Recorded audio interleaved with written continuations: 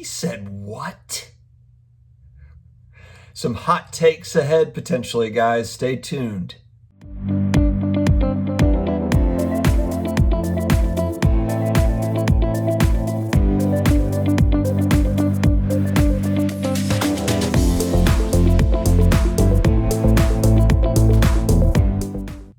Hello to all my sports card collector, investor, collectibles friends. We are back. It's Thursday. We are almost to the end of the week. I'm excited to get to the weekend.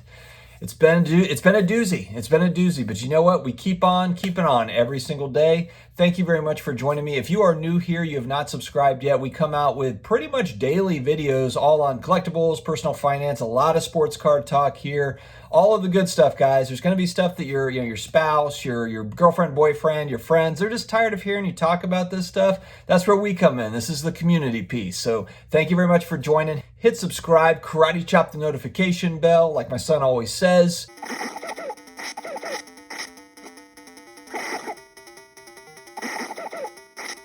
And if you'd like to further support the channel and happen to be an Amazon shopper, in the video description, we do have Amazon links, purchases made through those links. Do give us a small piece of that pie. We thank you very much.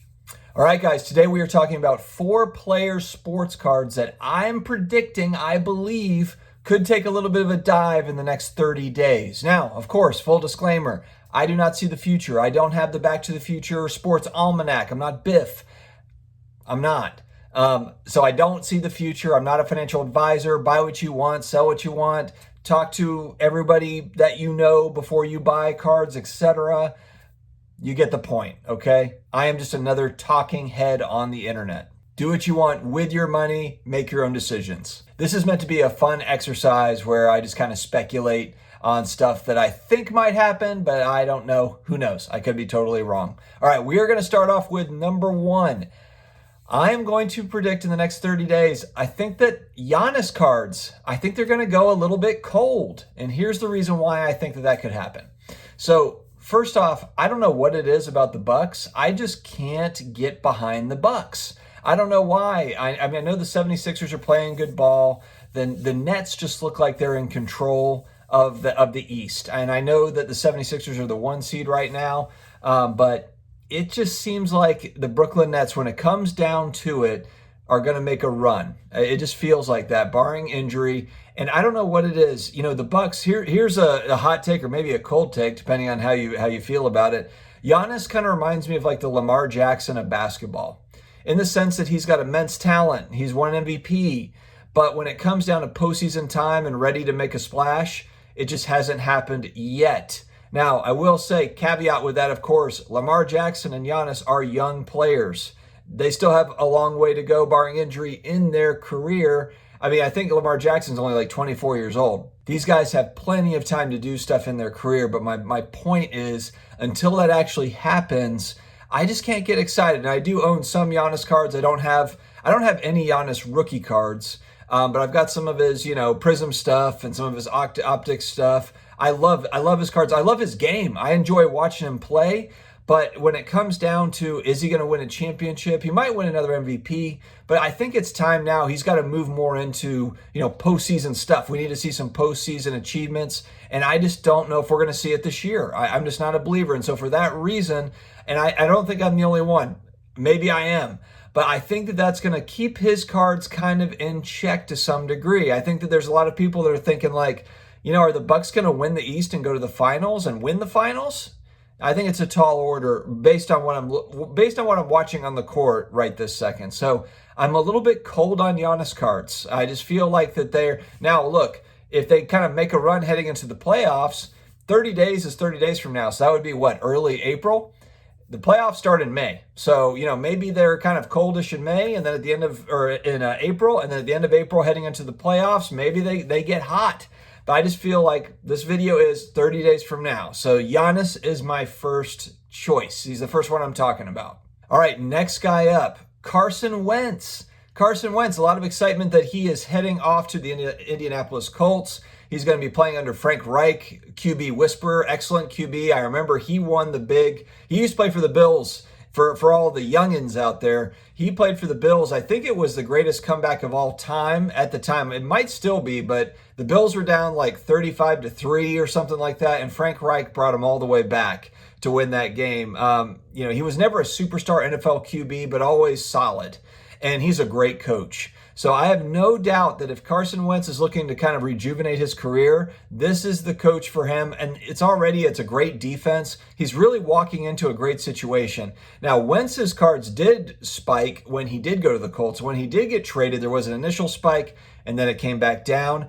I just think there's too much QB talent in the league. Carson Wentz really, it's just kind of fallen off the wagon. Ever since he got hurt, he was on MVP pace year with the Eagles. He gets injured. He's out for the year. Nick Foles takes over, takes him all the way to the Super Bowl. They win the Super Bowl, and I just feel like nothing was ever the same for Wentz in Philadelphia after that. It was kind of a weird kind of, feeling. I don't know if he felt like he was in control of the team. Maybe the team didn't make him feel welcome. I don't know what happened. There was a breakdown.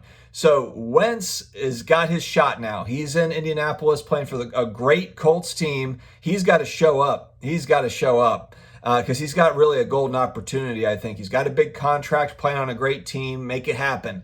But I don't see it. In 30 days, I think we're still kind of in football offseason. I don't see his cards really doing much moving up, just my opinion. But I'm also just not high on Wentz really kind of heading into the season. I think there'll be some excitement maybe as the season's about to start with a lot of guys. That's what happens with football season. About 30 days out from football season, you'll start seeing prices really start to move up with all the excitement. With the upcoming season, free agency will have happened, the draft will have happened, so everybody's excited about their team, and they start kind of picking the horses for the horse race.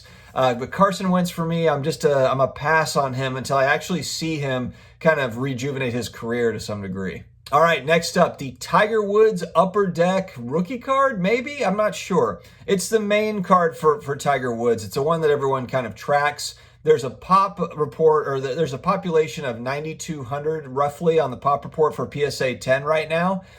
So not a rare card whatsoever, but it's Tiger Woods. It's the GOAT of golf beside Jack Nicklaus. Those are the two guys. And, Tiger Woods, unfortunately, still recovering from a big car accident. His cards did spike when the accident did happen. They've come back down since. I think they're sitting at around $700-800 now. I see these going kind of back down to earth over the next 30 days. I could see them maybe being in that $500 range, going back down a little bit further just because, I think that there's got to be something to bring him back. Look, if Tiger Woods if he can, recover and come back and actually play golf again, and there's excitement around Tiger again, I could see these getting another bump. But these are kind of, you're just riding the wave. It's like a base card volatility game. You're playing with that Tiger Woods Upper Deck card. I would say, there's more rare Tiger Woods cards. I think there's autos out there as well that, are just, from a scarcity standpoint, probably, just a stronger investment than that Upper Deck card. But it's fun to speculate on it. I think that's something where if I could get it at a low enough price and just kind of play the volatility game, that might be kind of fun. I could see why people would want to own it, just being a Tiger Woods fan. It's a cool card, and it's early Upper Deck, early 2000s Upper Deck. All right, last but not least, we're going to go non-sports cards here for a second, guys, just to kind of throw a little swerve in there. Marvel cards. I think that Marvel cards over the next 30 days, they've already kind of taken a little bit of a pullback over the last 7 to 10 days.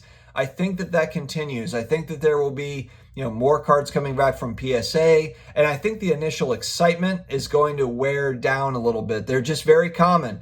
The 1990, 91, 92, 93, 94 sets, they're very common. Now, PSA 10s of those cards, not as common, but there will be more and more that show up on those population reports, which if that supply immediately hits the market all at the same time, you see a little bit of a push down in the prices typically when that happens. So I do think that Marvel cards will cool off. I love I love Marvel cards. I think they're awesome, especially those early 90s ones. I used to trade them with my friends. So I absolutely love them. I just think that the prices are going to come back down because, like I said, they're not scarce. and the graded cards are going to start coming back. I know a lot of hobby friends that have sent those in, and just friends in general that have sent those in as well. So they will be coming, and I think that those prices will drop a little bit. Great cards, and who knows, maybe I'm wrong. Maybe demand will keep on kind of keeping those at bay and pushing them back up in price. Could very well happen, but for me, I think those are going to kind of soften a little bit. All right, guys, we try to end every video with a positive message. I'm going to be honest, I don't have anything profound. I am going to be on Brad, the Comeback Card Investors show tonight. I'm looking forward to that, 9 p.m. Eastern, and he's on the West Coast, so 6 p.m. Pacific. That's what it is, Pacific. I'll be on his show, so check us out there. If you haven't checked out his channel yet, Comeback Card Investor, and it's Brad. Positive note, let's say this. Look, whether you can or you can't, you are right. We have to just make things happen, guys. We have to have the attitude that it's not going to happen for us. It's not going to fall into our lap. We have to create it and make it all happen. So, guys, have an awesome Thursday. We're about to be into the weekend. We're about to get a couple of days off. I hope that you all are staying happy, staying healthy, take care of one another, and we will see you again tomorrow.